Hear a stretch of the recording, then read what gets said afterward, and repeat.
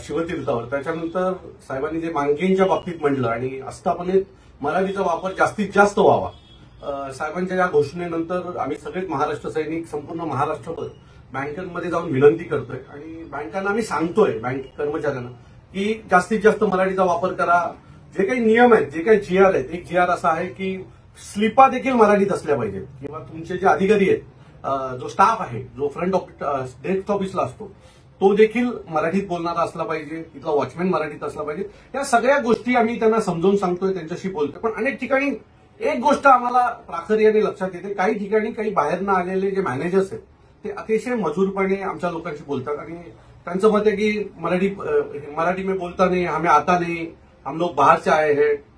So आणि हे होताना आपलेच काही मराठी लोक, आपलीच काही मराठी कर्मचारी तिथले ह्या लोकांना सपोर्ट करताना दिसतात. आणि होतंय काय या सगळ्यांमुळे? या लोकांची मजुरी वाढते कारण आपलीच लोक यांच्या बाजूला उभी राहतात. आमची या सर्वांना विनंती आहे.